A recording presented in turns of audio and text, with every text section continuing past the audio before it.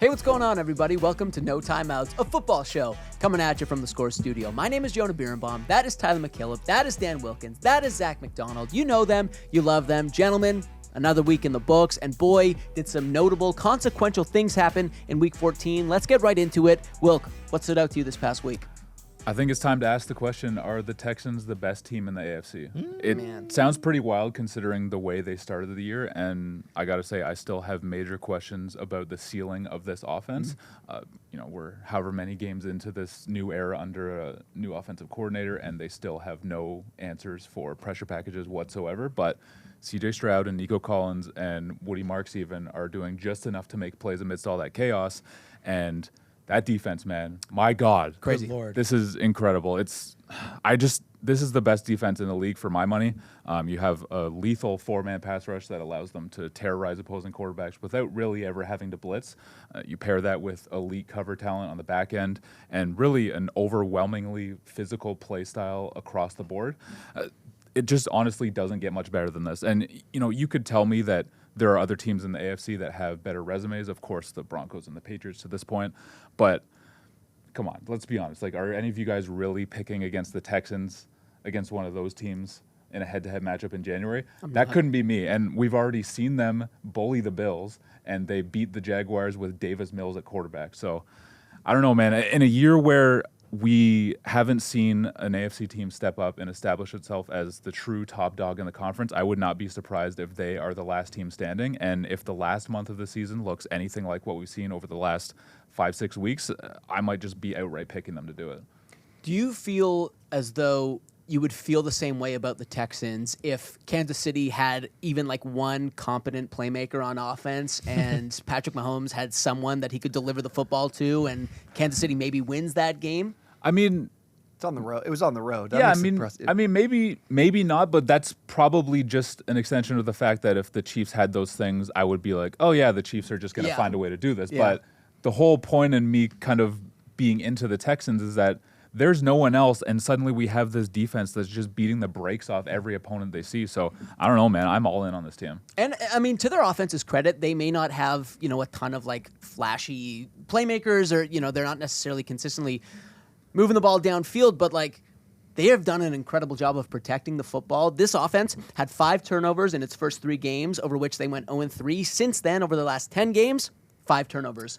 Yeah, and look, I think that if you were talking about the Texans and the AFC landscape, I think people could fairly draw comparisons to the Broncos and say, well, the Broncos also have a great defense and not such a great offense. So why them? It's for me, it's just that I would trust CJ Stroud in the playoffs more than I would Bo Nix, and that's all it comes And the down Texans' to. defense is a slight step ahead of the Broncos' yes. defense, Yep. right? Yeah. How about this for the last 2 games? Patrick Mahomes and Josh Allen versus the Houston Texans. 38 for 67, 413 passing yards, 0 TDs, 5 interceptions. Is that good? That's real good against the two, what a lot of people think are the 2 best quarterbacks in the NFL. If you're talking about, I've been banging this drum for a couple of weeks now. If you're talking about this is a great year for a Cinderella team to win the Super Bowl, the Texans are that Cinderella team because they have one dominating unit and their offense is as variable as the rest of the offenses are in the AFC. So I think we'd be thinking about the Texans a lot differently if they were the NFC. And I don't know if I'd be so confident if they had to go through that gauntlet. But the fact that they can go through the AFC and then they have one game against a really good NFC team where maybe you can dial up the perfect defense to stop them, this is certainly a Super Bowl team. Yeah, and look, I mean, even with Patrick Mahomes' playmakers kind of letting him down, it is no small feat to force Patrick Mahomes into one of his worst games, truly one of the worst games of his career, and then also to generate 3 interceptions against him. That's no small feat. It's no coincidence. They're playing like a Super Bowl contender right now. T, what stood out to you? I think it's time we're talking so much about Houston, and I talked about them too last week, but I think that the Jags deserve some flowers as what feels like a sleeper. We're talking about Houston being so good, but it's the Jags that are in control of the division. The Jaguars could walk away with a home playoff game to start the postseason, and I really love the adjustment Liam Cohen has made in the second half of the year. From weeks 1 to 9, this was really interesting. They in the first 28 minutes, so I'm looking at this as like in neutral game scripts, they were at a 60% rate of passing on early downs. But since week 10, they're down to 43%, which is one of the lowest rates in the league. They're running the ball in early downs more. They've been more successful offensively because of that. They're not relying on Trevor Lawrence as much as they should, as they were early in the season, and it's really helped Lawrence. Since week 10, this also coincides with the addition of Jacoby Myers, who I think has been one of the most underrated additions at the deadline of any team so far this year. But he's fundamentally changed the way that they run their offense. Yeah, they run it through him, basically. There's less worries about the drops. Obviously, the drops were a huge part of the early part of the season. Myers has just one since he's been a Jaguar. But Lawrence on the season, or in that time frame since week 10, 7.9 yards per pass attempt, which is 7th. He's 10 of 22 on passes of 20-plus air yards. He's got the most completions of 20-plus air yards throughout that span. Early on, it was really bad. He was only completing about 25% of his deep ball passes, which is kind of his bread and butter, is the deep ball. If that continues to grow, the run game is really solid. The offense can find a rhythm here with Cohen, because I think Cohen has been potential. I know we've got a lot of candidates for, coach of the year, a lot of new coaches for coach of the year too. Cohen deserves a ton of respect for what he's done offensively, but defensively, this is a top 4 unit, both in EPA per play against the run and the pass. Their coverage has been fantastic. They made a huge scheme change. It's really helped. The pass rush is the one thing that's a little underwhelming. Josh Hines-Allen's been great. The rest of the unit has been quite good enough. If they can pick that up and play at a high level to close out the season, this is one of those AFC teams that I think is also capable of making a run in the postseason as well. Yeah, I don't want to overreact to one game, because for the most part, Trev has been kind of like the piece of the offense that has held things back to this point, but he was incredible against the Colts in the rain. That's the best game that I've seen him play in years. Mm-hmm. So, man, if that continues that down the stretch, I think that they're right in the mix. But you're also... It's hard to trust Trevor Lawrence to continue this all the way now until the end of the season. Yeah. I think he's being leaned on less, though. That's the key here. Is they're not asking Lawrence to be the star that carries the offense. And if Brian Thomas, he was banged up, he's back. If Brian Thomas can get back into anywhere close to the rhythm he was in last season to pair with Myers, we're talking about an offense that is kind of loaded with weapons, potentially. Now, speaking of offenses that are in a tough spot moving forwards, Zach, I know you got some thoughts about another AFC team. Well, unfortunately, the Indianapolis Colts season is over. Yeah. It's done. It's you haven't seen the news? Phillip Rivers did sign to their practice squad today. Rivers runs through it. I was on Get out. I was on Sleeper, the fantasy app today, and I went and looked up Phillip Rivers, and then there's a little comment section that they had, and the top most upvoted comment was, "If you're here, your team is absolutely cooked." It's true. And that goes true for the Colts as well, which is they've obviously landed on the point where they've decided that Phillip Rivers is a legitimate option for them. That means that they're absolutely cooked. And wow, things could not have turned out worse for the Indianapolis Colts. They made...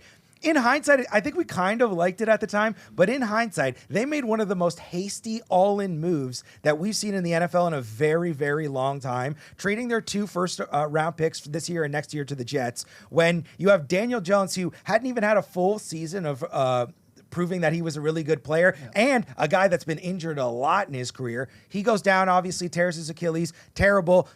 And we're going to kind of want to pin it this injury is what caused them to end their season. This looked like it was coming regardless. They were kind of trending poorly when the Jags started to rise up. Now they're in a spot where Trevor Lawrence isn't going to play for the rest of this year, canceled season basically. They're going into next year.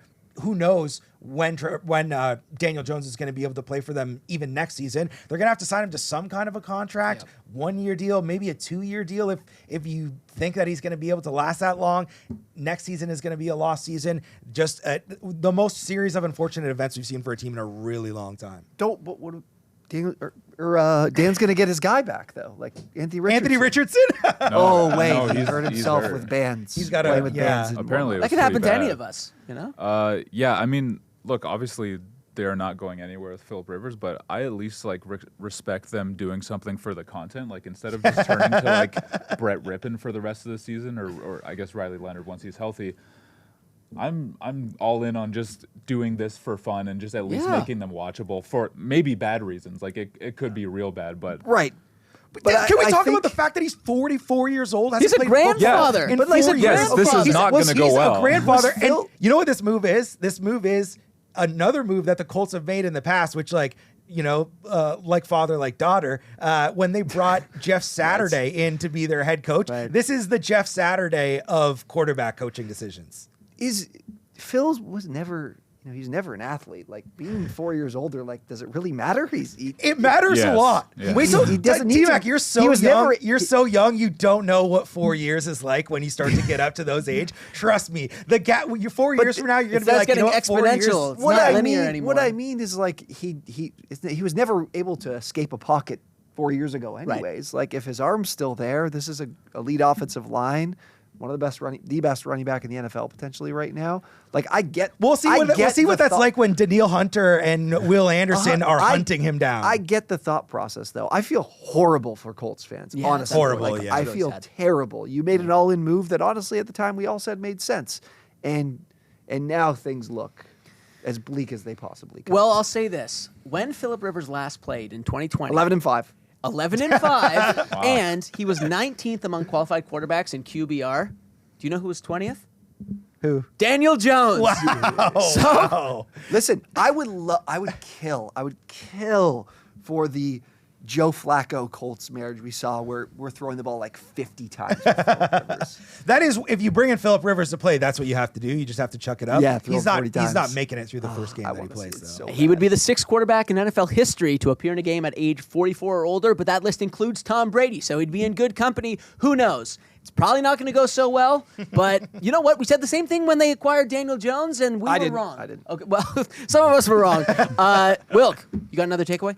Yeah, I obviously wasn't able to join you guys for last week's show, but Missed I you. did tune in for you roasting my power rankings. Thank you for that. And I seem to recall that one of the big sticking points, at least from Jonah especially, Yep. was that the Packers were at number 3. Too And- high.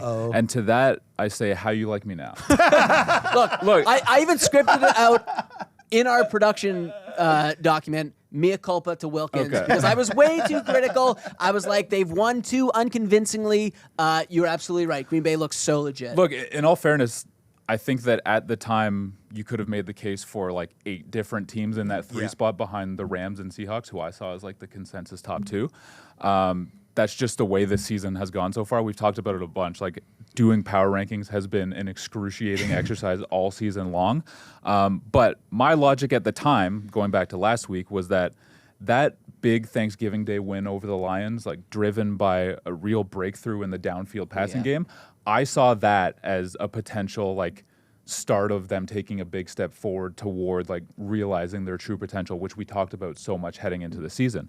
And now coming off a game where they followed it up with an arguably just as good performance and another great outing from Jordan Love against the Bears, I'm pretty much convinced that that's exactly what's happening here. I mean, this offense just has so many ways to beat you when their receiving core is operating at full strength. And to be clear, like, the receiving core still isn't that great on paper, but you've seen how much of a difference it makes. Christian Watson's return has allowed them to stretch the field again in ways that they were not able to do early in the season. Jaden Reed was back for the first time this week. He got involved right away. I think he had 4 catches and 2 rushing attempts. I expect that usage to really tick up down the stretch. This team, to me, they were my Super Bowl pick heading into the season, and I think that the last 2 games kind of prove that upside is still very much on the table. When you pair this kind of scoring potential with a defense that has a Micah Parsons-led pass rush that can close out games, I think that is definitely a championship caliber recipe. Yeah. From the other side, I also feel great about the Bears moving forward. I thought they hung in that game, obviously, and maybe they were. I think the expectation was are they going to find the same offensive success they did against Philly?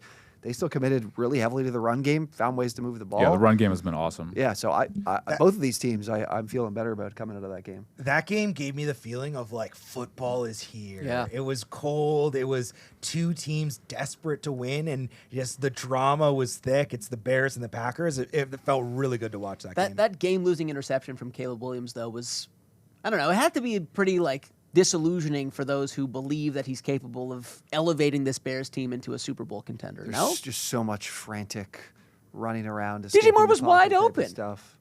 No? Yeah. Yeah, so I don't so know was the how- guy who threw it to, but I think that I don't know. I'm not a huge moral victory guy, but I'm kind of with T, Yeah. where I came out of that game being like, oh yeah, this team can hang. Like they're gonna be okay, and you know they've still got a challenging stretch to finish the season, so they're not necessarily the playoff lock that people might see them as.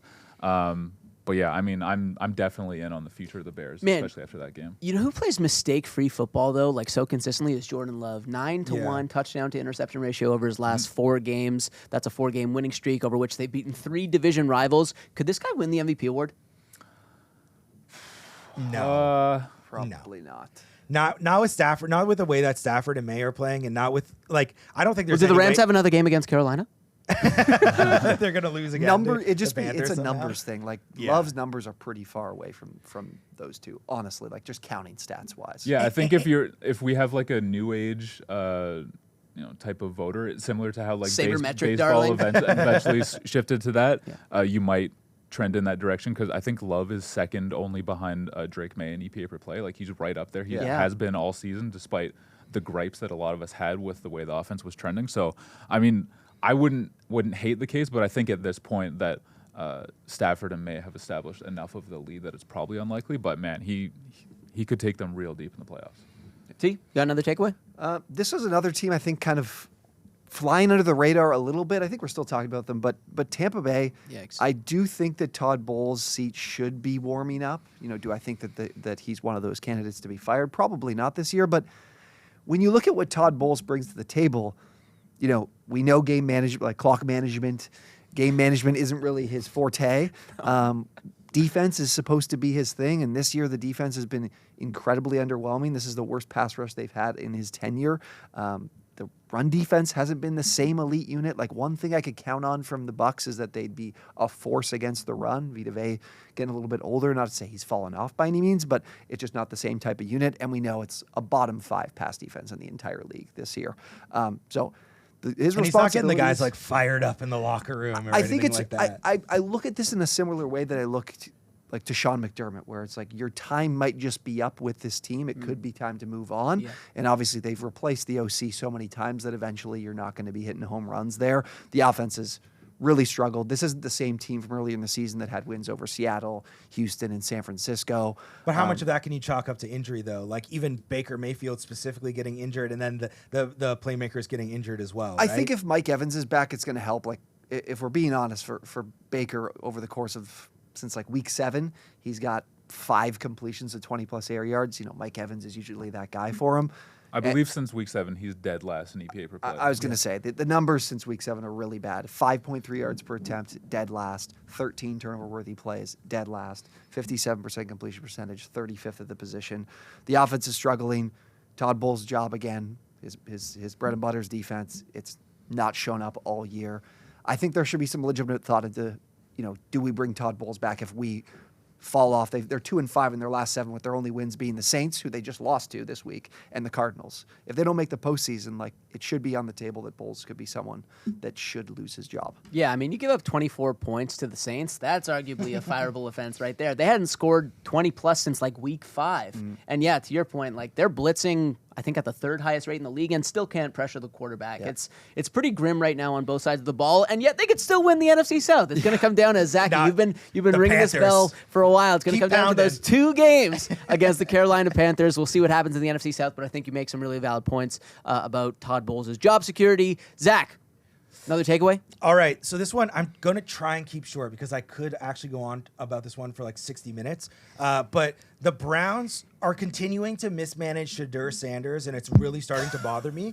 Wilkins, no, listen. You don't even hear the point yet. You got to wait. Well, go take a smoke break. Wait to hear the point. So Shedeur, let's start off with a baseline right here. I'm not saying that Shedeur Sanders is the greatest quarterback of all time or that he's the guy of the future or anything like that. All I'm saying is this guy had a really good game. He threw for 364 passing yards. He had 4 total TDs, only 1 interception. There's a lot of really great throws that he's making to Harold Fannin out there, looking really well, playing a cerebral game, figuring things out. And then the Browns are down 31-17. Shedeur Sanders leads 2 touchdown drives back to back to get them back into the game. And at the end of the game, when it's the 2-point conversion to settle the game, the Browns take Shedeur Sanders off the field, the man who has unquestionably been the best player on their offense throughout that game, and who, by the way, is a rookie quarterback who's looking for experience and to prove himself in like big moments for a season that doesn't matter, where the best thing that you can do is figure out what you have on the roster. The Cleveland Browns pull Shedeur Sanders off the field to run a really bad Wildcat play, and who cares? Maybe the Wildcat play was good. It still would have been the wrong call. And this is just another in a long line of decisions that the Browns are seeming to make against Shedeur Sanders, and I'm extremely confused, and honestly, I'm a little bit pissed off about it. Before Dan goes and we go to like from more pro Shedeur side to the little bit more anti, I'm going to give you neutral. Okay? This team, the way that they're built, the offensive line especially, is not one where we're going to run the ball, 25, 30 times a game and ride this offensive line to a victory. Like, the way Stefanski's team have been successful, the time when Joe Flacco was around, is throwing the football. Ultimately, this is a guy you didn't expect to. You took 4th round. You didn't really expect to be playing. And now he's in a situation where it's clear he's the better option between him and Dylan Gabriel. Like, Shedeur Sanders is the better quarterback, and he's the better fit for this offense. I do think they need to embrace what they probably do best, which is probably throwing the football 30-plus times a game. And I think ultimately Shedeur's, with the ball in his hand, is probably the opportunity for their offense to be more successful. Obviously, it could also completely flip on them, and Shedeur could put the ball in harm's way. They turn the ball over. They lose games they shouldn't lose. But I do agree that Shedeur probably at this point should be getting a little bit more opportunity in this offense instead of sticking to the run game and protecting him when the run game is abysmal. It's one of the worst rushing attacks in the entire league. Yeah, Dan? I mean, I know you teed it up as you being neutral and me having more of like an anti-Shedeur take. I'm not anti-Shedeur at all. I'm pro-Shedeur. I'm pro-Shedeur more than the NFL is. I think I had him as like a late 1st-round pick going into the draft. The NFL certainly didn't. So, I mean, look, I just think that this is, of course, it looks really bad that they called a Wildcat play at the end of the game that did not work. I think that was a bad call either way. But I just don't look at it as like, they're hurting Shedeur Sanders here. It was a bad call. I think that the reality is that during the week, they probably set it up being like, hey, these are our 2-point plays. Yep. This is what we really like against this defense. This is what's going to work. It didn't work. So obviously the spotlight is on this, and especially so because of the conversations around Shedeur Sanders. But no, I don't think there's any like, they're not like sabotaging him or anything. Or no, I don't. Like But no, but I don't. Here's think so. Here's the thing about that. I hear what you're saying, and I understand that it sounds very like sort of explosive for me to say they are kind of sabotaging. But here's what I think happened. First of all, you have Kevin Stefanski and Andrew Berry, who Kevin Stefanski had major problems with Baker Mayfield, and that is one of the big reasons why he ended up getting ousted from the team, which was a horrific mistake that they made. They go in and they make arguably the worst trade in NFL history, sign arguably the worst contract in NFL history with Deshaun Watson, and then obviously they did not want to draft Shedeur Sanders. It was an edict from the ownership, and they didn't want to have him in the building. But guess what? If the Score told me tomorrow that, Zach, you're off, no timeouts, you're hosting a curling podcast, I would hate it, but I would learn everything that I could about curling, and I would become a curling expert, and I would host the hell out of a curling podcast because that's my job, and that's what the Browns are not doing. Whether you want Shedeur there or you don't want him there, you have to treat him like a player's on your team and do your job, and they've shown to have so much ego and hubris over the years that they're once again trying to do it. They said they want to redshirt him, which is absolutely ridiculous when you must have known at training camp that he was better than Dylan Gabriel. They're signing all these different guys to try and keep him off the field. It's just pure ego. It's pure hubris, and it's why their tenure there has been a complete failure. I mean, I don't disagree that he's clearly better than Dylan Gabriel. I think Shedeur was my 2nd-ranked quarterback in the draft, and Dylan Gabriel was like 10th. Yeah. So like, I'm with you on all these things, and I'm really excited about the flashes that Shedeur has had so far. But I feel like everyone just has to be like very normal about this, and like the reality is, Shedeur was always going to be behind Dylan Gabriel coming to the season because they drafted him first, and especially if like, I don't know about like the ownership thing. I don't think any of us really do, but like, I'm speculating. If it's from ownership, obviously the coaching staff is going to favor Dylan Gabriel. Like, that's the guy that they wanted, right? But if you look at a situation like Kyle Shanahan starting Brock Purdy over Trey Lance, right? It's like at some point you have to get over yourself. After a pretty good run for Lance to he had a couple of years on the job. But first, he didn't play though, right? No, I know. So he didn't have significant playing time, and Kyle Shanahan recognized that Brock Purdy was better than Trey Lance, and he played him, and that's what you should be able to do if you're a coach. They're doing it now. I think He's he playing is. the rest I of the think they season. are. I think they are. Only because Gabriel got injured. He wouldn't have put Shedeur Well, he's in. healthy now, but they said he's the quarterback for the rest of the season. I don't know. I think that I want to see Shedeur play, and I want to see him do well, and I think that so far there have been a lot of good moments. There have also been some not so great moments, but that's also part of the process for a fifth round rookie. Yeah, sure. But my takeaway from this week was that looking at the Browns situation, no matter how well he plays, I think that he's probably going to have a hard time stopping them from drafting a quarterback at the top of next year's draft, because that was always the plan. When they got that second first-round pick, it felt like, okay, they're just going to move up and get a quarterback next year. At the same time, I think that this is a great opportunity for him to just put what he can do on tape. And, there are enough teams out there that need to be exploring all options at quarterback. So if they happen to draft another quarterback, then maybe another team comes and trade for him. I don't know, but I'm at least encouraged by what he's been showing so far, because he clearly can push the ball downfield and make plays out of structure. And he's shown a lot of growth, I think, working from the pocket. Whereas, even going back to the preseason, it looked like a disaster in the pocket, the way he would fade back against pressure and just take 15-yard sacks and stuff. He's doing a lot less of that now. It's honestly really encouraging, and I'm excited to see him play the rest of the year. Yeah. And Zach, I will say, I'm not trying to roast Dan or I understand his perspective as well, right? What I would say is that with the Browns, there doesn't need to be a malevolent or conspiratorial thing going on for them to make a mismanagement decision. You know what I mean? Sometimes it's just, bad process and bad results. And I agree. I am reading into it, but also it's that's what are we doing here? You know what I mean? It's the I think Cleveland we're allowed Browns, to right? we're allowed to read into things, especially when I feel like there's been a storied history. It did also suck when he made a great throw from when Njoku scored the touchdown in the corner of the end zone, and I think it was second and goal from the 2 or something. He made a great throw, put it in a nice spot, not a throw that any quarterback can make, and you execute in that area of the field where then you take him off the field later in the game, and obviously the play looks, laugh out loud, hilariously bad. Yeah, I would not have called that play either. I'm with you guys there. It was bad. We're in agreement.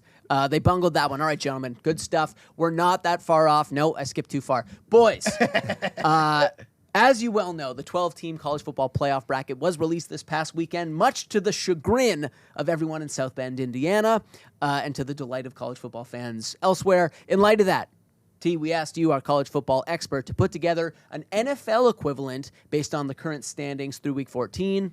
Without further ado, show us your National Football Playoff bracket. And this is head-to-head matchups, quality losses. Well, we're going to start with my rankings, my top 12. And you guys can take a look at them. You can tell me what I got wrong, but I think I have a lot of information to back up how everything is put together Eagles here. at So 4. The Los Angeles Rams are my number 1 seed. I would compare them to Ohio State, not Indiana, because they do have, much like Ohio State, an elite duo of receivers like the Buckeyes do with Carnell Tate and Jeremiah Smith.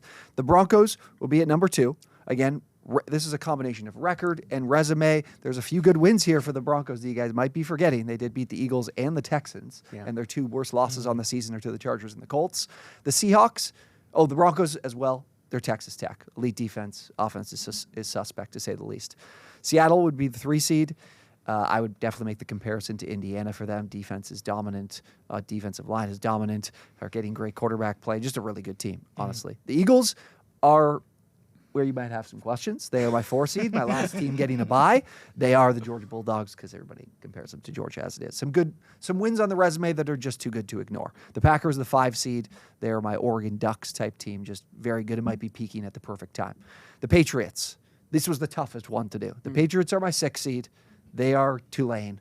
They are the team with a missing resume. This is one that has the people going crazy at the committee. People are pissed off at the committee for the Patriots being People have no idea what to do with them at 6, but I got them at 6. The Houston Texans are 7. They're Oklahoma. Dominant defense. A lot of questions on offense. The Jags at 8.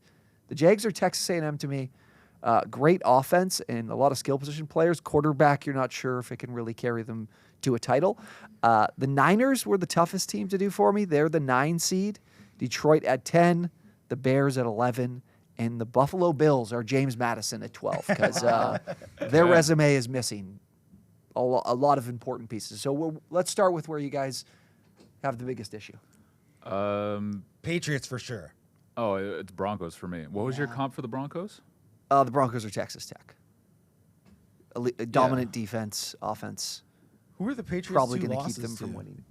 So I can talk to you guys about resumes if you like. The Broncos resume is obviously an Eagles win and Texans win as their two best wins of the season. I think the Broncos and Eagles are a little high for my liking, especially the Eagles. The Broncos, I mean, at some point you have to respect the resume. The Eagles, I certainly. This is all resume, Dan. Yeah. If you want to take these and turn these into your power rankings, I think I did a fair. nice job. The Eagles over the Packers is pretty wild. I don't know how you have a 5-loss Eagles team over a 10-2 Patriots team. Let's get into it. So the Eagles, again, they've obviously fallen off a cliff in recent weeks. I had this put together before the game last night, and I decided to keep them there because they have wins over the Rams, they have a win over the Lions, they beat the Packers head-to-head. Remember that? That game might have been atrocious to watch. It was 10-7, but despite having one less win than the Packers do, they did beat them head-to-head. And head-to-head sometimes has to matter, gentlemen. Yeah. Yeah.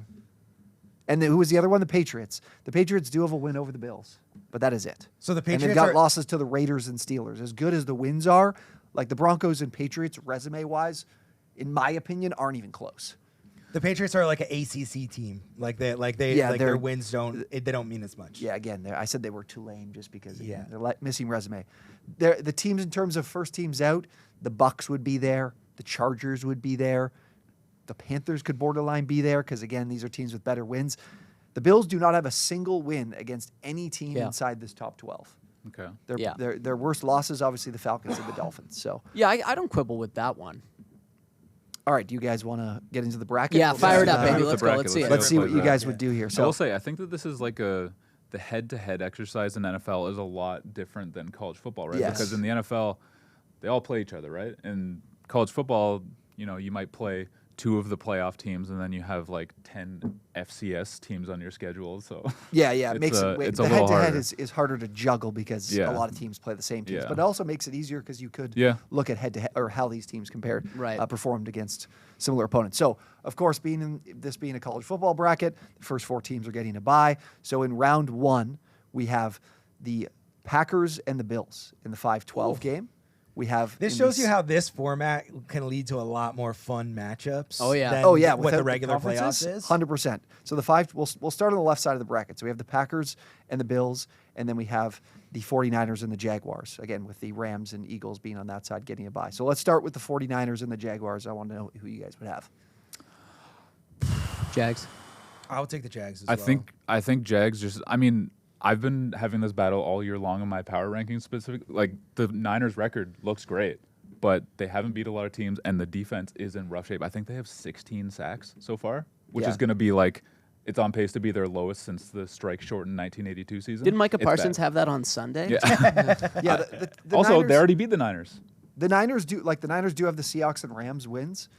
So like those are 2 of the best wins you could potentially have. But again, they beat the Rams, and the Rams beat them. So it kind of Also, it division makes it games less- can be so weird in the NFL. You can get some 100%. bizarre results. So we're taking the Jags. I'm taking Yeah, Jags. the Jags. Jags. All right. Now Bills and Packers. Easy. Packers. Packers got a hell of a draw in this playoff. So Yeah. I'm taking the Packers for sure. Weren't your 2 comparisons JMU and Oregon? Isn't this like the exact same?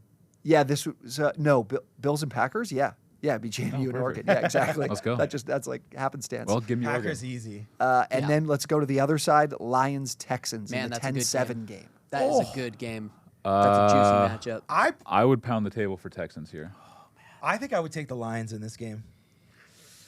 Good offense versus good defense. Defense wins championships. Give me the Texans. Hell yeah. Okay, we're going to take the Texans to advance. And then in our, again, 2 teams that we're just not really sure how good they are, is the 6-11 game, the Patriots and the Bears. That's a fun I know who I game. would take. I think this is easy for me. I would take the Bears in this game. Yeah, I've been all chalk so far, but give me the Bears. I would have to take the Patriots. And I've been pretty critical of the Bears all season, but like I don't Are the know Bears that I gonna buy run the ball? Patriots. Yeah, the Patriots are one of those teams that really can stop the. So it would be a fascinating matchup. I mean, if you guys are both going Bears, it doesn't matter what I say. But I think I would take the Patriots. But yeah, let's Okay, we'll take see the how Bears. far the Bears go. All right, let's stick with that then. We'll start with Bears and Seahawks Oh boy. in the second round. Seahawks. I'm taking the Bears in an upset. I'm got a Cinderella run for the Bears. Wow. I think Sam Darnold is making a lot of mistakes So here in the playoffs. I tend to agree that I think Sam Darnold is not to be trusted, but that Bears defense is so bad. Give me the Seahawks. All right. Take the Seahawks Yeah. as well. Okay. Seahawks make it onto the semifinal. All right. Broncos and Texans. Woo! Oh, that Snooze fest. Yeah. You mentioned it earlier. This game would be a rematch of them playing a couple weeks ago, and the Broncos did win, but it was very close, and that was the game where C.J. Stroud got hurt. Yeah. So Oh, with yeah, a I forgot healthy completely. C.J. Stroud, I am going Texans. I'll take the Texans. Me as well. too. Clean Okay. sweep. All right. We've got the Texans and Seahawks in the semifinal on that right side of the bracket. Let's go back to the other side. You guys had the Jaguars moving on. They get the Rams. Rams. Rams. quarterfinal. Easy Rams. Rams Piece of moving cake. on. All right. Eagles will be playing the Packers This one's in easy a too. rematch. This Another one's rematch. easy Did too. you guys watch the game last night? Packers. 4 interception, Jalen Hurts, intercept and fumble on the same play. Yeah. Packers. If it was that's like history. week 2, I'd be like, oh, this is going to be a good matchup. Give me the Packers. So this one wouldn't go like an Indiana, because Indiana, Oregon have already played this year. I thought if they played again, they would be lined up to play again, but I would probably take the same team to win. You guys take the other side. So we'll go stay on that side. Rams, Packers in the semifinal. Oh, that's a good game. That's a good game. That is the ideal NFC Championship. I Yeah. Yeah. think. The Devontae Adams revenge game. Give me the Packers. Oh yeah. Give me the Packers. Wait, is this is a college football playoff style? So is this a neutral field? Neutral Yeah, field. yeah. We'll say all Wow, neutral site okay. now. Field. I should have brought that up in round one. Yeah. Who's got playing at home? They're playing this one at Fenway Park. I'm gonna vote for the Rams. So it's up to you, Jonah. Ah, man. You said Packers. I'm okay with whatever you Yeah, I say. said Packers. Yeah, I don't think there's a wrong answer here. Give me the Rams. Let's go. Give me the Rams. Rams make it to the. The I finals. can't say To the the, national to the, to the, championship. su- to the Super Bowl. Super Bowl. Yeah. And then on the other side, our only AFC team that we have left, they have the Texans and the Seahawks. I'm going to say this side of the bracket, there'd be some ugly games. Yeah. Honestly, the entire NFL it seems like a defensive-driven league this year. I This blame is the one- commissioner. This is i.e. one you. again. This is one again where if you think Sam Darnold is going to melt down at some point in the playoffs, it certainly is going to be against the Texans. Yeah. So I would go with the Texans here. Yeah, this I is. think I am too. Yeah, me too. I love the Seahawks, but I feel like that's not a good matchup for them. Although we'd already saw this earlier in the year, and the Seahawks handled them pretty well, did they not? I think they on won. on the Monday night. Was that the 20-12? I don't know what I shouldn't be guessing the score, but the Seahawks did win that game. Yeah, Basically, But- the Texans could do nothing on offense, which correct. The Texans, and this is obviously very qualitative and unscientific, the Texans feel different now than Yes. they did They like do. even 100%. 6 weeks ago or a 100%. month ago. yeah, you know what? Give me the Texans. Texans. I think So that's a clean sweep for so the who we Texans. got? Playing Texans for so the our- playing for so the our- national championship. our super- national Our world super national championship. championship bowl is the Rams and the Texans, which seems fitting because the vibe so far in the show is that the Texans are a legitimate Yeah. Super Bowl This- team, and we this all kinda know the feels Rams like- are the best team in the league. Yeah, this kind of feels like it would be what our Super Bowl pick is. Yeah. So I'm who- taking Who's the- who's the number 7 seed in the college football playoff? the 7th seed is Texas A&M. So this would be Texas A&M and Indiana, technically. Ooh. If you're filling out a bracket at home for next week. Okay. I like the Rams to win this game. I think that obviously best quarterback. I still think best head coach. I like the way the Rams defense is playing. I think they can stifle the Texans on offense. Give me the Rams to win the Super National Championship. Yeah, I'll go with the Rams too. As much as I want to believe, like I said moments ago, that defense wins championships, I just think the Rams are too much of a powerhouse to overcome. Rams. The thing is with the Texans is like going through all their matchups is there's a lot of other great if in this path they'd play the Broncos defense, the Seahawks defense, Yeah. and the Rams defense. Like all those defenses are almost comparable to theirs. That I would have to think eventually the offense is going to be the reason they wouldn't win one of those games. But you guys had to make it all the way to the Super National Championship Bowl. So congratulations like to the it. Rams. That's Rams, not too much of a congrats, shock. Rams. No, it's not. Congratulations to you, man. This is really fun. I'm You, not gonna you lie. nailed it, dude. Putting And of course, resumes a one seed winning in the college football playoff bracket. I mean, that happens every year, Always, so it makes sense. always. That was awesome. Do you have one quick thought on the actual college football playoff? I'm putting you on the spot, but if you have one take you want to get off your chest, now's the time to do it. Lane Kiffin might regret that he left Ole Miss before the playoffs started. Wow. I think Ole Miss could win 2 games. Love it. They not win a national championship. Unfortunately, I have a rematch, which I think is just bound to happen, which is Indiana and Ohio State in the national championship game. That'd be tasty. That was great. Thanks, buddy. Gentlemen, speaking of coaches, we're not that far off from the beginning of a new coaching cycle. There are already multiple teams, in fact, that are operating with interim head coaches and will be on the prowl for a new permanent head coach come February. And I'm curious to know who you guys think are the top candidates out there right now. Let me give you a hypothetical. You're running the New York Giants. You're Joe Shane or John Mara. Which head coaching candidate gets your first call when the new cycle opens? Wilk, who you got? We were just talking about the Rams. Give me Chris Shula. Nice. I think the results speak for themselves, obviously. The Rams have built one of the best defenses in football, despite a roster that I think we can all agree, aside from the defensive line, probably doesn't look all that scary on paper. But even all that aside, I think I just want this particular piece of the Sean McVay coaching tree. Obviously, teams have been going down that road for a while now to pretty inspiring results, but Shula kind of feels like a different case, and in a good way. I think it was Jake Laser a couple weeks ago who reported that McVay has really poured into Shula over his 9 years on the staff and really made an effort to prepare him for a head coaching future more so than all of his other assistants combined. That might be a little bit of hyperbole there, but the reality is it seems pretty clear that McVay thinks he's going to be a star. So I'm inclined to believe it, and if you're telling me that I might get the defensive version of Sean McVay, you can sign me up for that. Let's go. Speaking of defense-oriented fellas, T, who do you got? Yeah, I was just like Dan. I'm looking defensive because this team hasn't had a defensive head coach since Bill Parcells. I'm pretty sure. I'm going through them like Ben McAdoo, Joe Judge.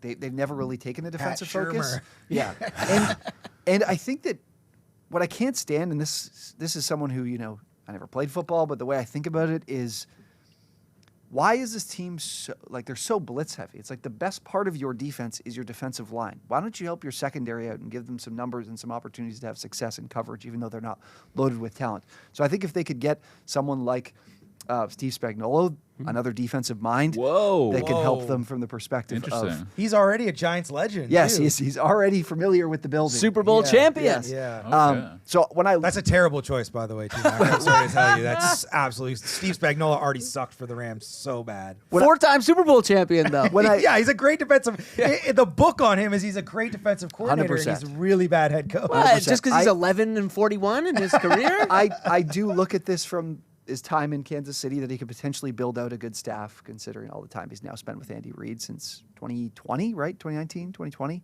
He's been there. It's been a while. Yeah, regardless. I just think the Giants should take a defensive approach because the best part of this team is undoubtedly the defensive line, and they shouldn't be. This team needs a major scheme change to be Okay, able so to I got to throw a find flag success. on this one, and this is no disrespect to Spagnuolo. I think he's been an awesome assistant for years. But if you're going down the road of defensive coordinator, totally understand that for the Giants, but you not doing Jesse Minter is so clearly an idea of keeping him with the Chargers. There's never been more obvious, all right? So all the Harbaughs listen to this show, so you don't want to give them true. any ideas, okay? Dan is absolutely right. I would T-Mac like to can't keep Jesse Minter in the building. T-Mac can't even lose his guy in a hypothetical situation. that's crazy. You just want to put it out into the universe. Then it's public domain. Then he's Last year I did responsible. it so much. Maybe I should have kept doing it because then it didn't happen last year. If I just keep talking about it, maybe it won't happen again. But yeah, Minter would be another excellent option, unfortunately. Don't put it out there. Zach, you run the Giants. Who's getting your first call to fill that head coaching vacancy? Me personally, I would never hire a defensive head coach ever under any circumstances. So What? I would never- Offense wins championships, like I was saying earlier. You can't just throw that out there without any give me a reason. It's like, I'm not even saying that defensive coaches can't be successful. Obviously, they can be successful. I would just never do that because the idea of having a situation like Ben Johnson and Liam Cohen and losing a really talented offensive coach and seeing them, or Kyle Shanahan in Atlanta. Like, I've just seen that too many times that it's like, if you nail your offensive coordinator and then he's just gone and it leaves your team in disarray, I can't stand being in that situation. So I'd always be targeting offensive coaches for that reason. We could get more into it another day, but I mean, the logic makes sense when you're talking about a young quarterback that you want to have Continuity. continuity. And that's what I'm imagining with the Giants, obviously, That's fair. with Jackson Dart. So I would go Clint Kubiak. He's worked for Kyle Shanahan. His dad is a Super Bowl winning head coach. So I think that he's getting a lot of information downloaded to him about what it is to be a head coach and how that works. I'll never forget. He loves nepotism. I love nepotism. Just kidding. Kubiak would be a great hire. Yeah, and he's done a really good job in Seattle. And I think the fact that Mike McDonald, who ironically is a defensive head coach that I really, really respect and would love to have on my team, the fact that he trusted him to hire him and has put him in this situation, I think is a glowing endorsement for him, along with all of the other people that he's worked with through time. So I'll go with Clint Kubiak to lead the Jackson Dart Camp Scattaboo. I do wonder if Kubiak could also bring with him some guys from the Seahawks defensive staff, because I believe McDonald is the primary play caller, right? So they could technically get a promotion, but I think that they could even get the Seahawks defensive coordinator technically by offering him a promotion to play caller, and I imagine McDonald could theoretically allow that kind of move to have those guys advance their career. So I think that Kubiak could build a really interesting staff coming from where he's coming from. I do think that if they, I forgot to mention, but I do think if they hire a defensive coach, it gives them the chance to keep Kafka around. Yeah. Like that'd be on the table, which could be That's good true, for Dart yeah. from a development Yeah. standpoint. Kubiak makes sense, though, for sure. Yeah, and it's interesting. I mean, 2 of the 3 of you picked guys who embody that Sean McVay profile, right? Under the age of 45, no previous head coaching experience at the NFL level, but still going to be presumably pretty highly sought after when the cycle opens. Yeah, Gents, we talk about it, and then It's not welcome to the New York Giants, Mike McCarthy. He just renewed his PFF subscription. So We'll definitely Yeah. hear some sort of like college buzz, right? Like Marcus Freeman. Freeman thing could happen, Even though could I be a don't bust, think it would yeah, happen, but just I with think what that we'll happened. probably hear about it at some point. And there'll be talk about how it's like always been Belichick's dream job. yeah, 100%. But for the love of God, no, do can not. Lane Kiffin leverage his way into New York? It's finally I can time promise for you, a he will not reunion? be a lifer at LSU. He'll probably find greener path. He'll try to find greener pastures. Sure. somewhere Finally else. time for Lincoln Riley to make the jump. Let's do it. You never know. Boys, before we go home, got to talk about the Week 15 slate. We got multiple big-time games with big-time implications, including the 10-3 Rams taking on the 8-5 Lions, who, despite beating Dallas this past Thursday, remain in 3rd place in the stacked NFC North. Wilk, my question for you is, if the Lions lose to the Rams, does Detroit miss the playoffs? I'm going to say no. It's going to feel like it for sure because they're already on the outside looking in, and the NFC has been as competitive as it is. But you got to remember that if they lose, they'll only fall to 8-6, and then their finishing stretch, I believe, is the Steelers, Vikings, and Bears. I don't know about you guys, but I'd be betting on the Lions to then run off 3 straight wins to get to 11-6. I think that the Bears, if they were to lose one of their upcoming games to either the Packers or the 49ers, which I think is very possible, that would set the stage for potentially a win-and-you're-in game finale between the Lions and the Bears in Week 18. And, all due respect to the Bears, we've been talking about them a lot on the show. They're certainly not the same team they were in September, and I think their improvement really culminated in that inspiring in defeat performance against the Packers. But if we're talking about a rematch of that beatdown that we saw in Week 2, there's no way I'm betting against the Lions. That result, to me, just kind of told me that Dan Campbell's going to hold a little bit of an edge over Ben Johnson in the early days of this new rivalry, kind of like a teacher-student dynamic, where it's like, yeah, not quite yet, pal. So we'll see. But yeah, I still think that the Lions have a good shot to make it, and if they do, I think they're as dangerous as any other team. We got another huge game this week in Foxborough. The 11-2 Patriots, coming off their bye, are hosting the 9-4 Bills, winners in 3 of their last 4. T, my question for you is, if the Bills beat the Patriots this week, does Buffalo win the AFC East? No, because of their struggles in division. The fact that they lost to the Dolphins pretty much seals their fate, because regardless of if they were to beat the Patriots, this weekend. They would need the Patriots to lose not just one more time, but twice in their final 3 games, and they've got the Jets and the Dolphins. As long as the Patriots serve against those 2 teams, they'll have the edge in terms of division record, and ultimately that will be the difference between these 2 teams, because the Bills won't have the same record if they were to beat them. They'll still be a game behind, which means in any tiebreaker scenario, the Patriots would have the edge. So that means they have to have a better record than the Patriots to be ahead of them in the AFC East. Don't think that'll happen. And quite frankly, did the Bills answer any of our questions about them this past week? No. I wouldn't say they did. Yeah, I mean, it was an exciting win, but yeah. It's just another win where I'm like, yeah, I still have the same issues with this team, and it hasn't really made those go away. Yeah, it'll be. I'm fascinated to see how this game in New Foxborough. England. Yeah. So, do the Bills still find success on the ground? Can their defense make any plays against Drake May in this offense? I know it's helpful that the Patriots aren't an efficient rushing team, but honestly, at this point, I don't think some of the numbers might tell you the Bills are a good pass defense, but ultimately, when I've seen them on the field the last few weeks, that hasn't really been the story. We'll see. We got, finally, a tasty interconference showdown between the 9-3-1 Packers and the 11-2 Broncos in the Mile High City. We've been discounting the Broncos all season long, even after they beat the Eagles in Philly and the Texans in Houston, even after they beat the Chiefs. Zach, my question to you is, if the Broncos beat the Packers, do we formally, officially recognize Denver as a legitimate Super Bowl contender with no qualifications or asterisks? Well, I hate this question, Jonah. This is terrible because, I mean, if the Broncos beat the Packers, I don't like considering that reality. But there's a 2.5-point favorite. Are the Broncos? They're at home. Yeah, they're at home. The spread's 2.5 points. This is a real possibility, Zach. The reason why I hate this question is because if the Broncos do beat the Packers, yes, they are a legitimate Super Bowl contender, and I don't want them to be a legitimate Super Bowl contender because every time you watch them play football, just the pure aesthetics of what they're doing are so abysmal, repugnant, disgusting, just an awful brand of football that is no fun to watch. I do not want to see them play more games than is absolutely necessary. But isn't that honestly just like the AFC right now? It's there's a whole bunch of teams with really good defenses, and they are a slog to watch. It's just an aesthetic nightmare, and then they win 21-10. The Texans are a much better watch than the Broncos are, and I would rather see the Bills They're doing a Benny Hill, whoop, whoop, whoop, whoop, whoop, to a Super Bowl. I'd rather see that than the Broncos and just Bo Nix just making weird choices all week. That's fair, but your answer is ultimately yes. We gotta put some respect on their name. Broncos, it rocks that we're in a spot where I'm hoping my Chargers make the playoffs, and I'm I would love to play every wild card, or I would love to play the Broncos and the Patriots. I don't want to play any wild card team. I think they could beat us, but against the number 1 and number 2 seed in the conference, I think we could beat them, which is so upside down in the AFC. It's been a weird year in the NFL, but it's been a very not weird morning today on No Timeouts. It's just been delightful as usual. That'll do it for today's episode. Once again, that's Zak McDonald. That is Dan Wilkins. That's Tyler MacKillop. My name is Jonah Birenbaum. We'll see you next time.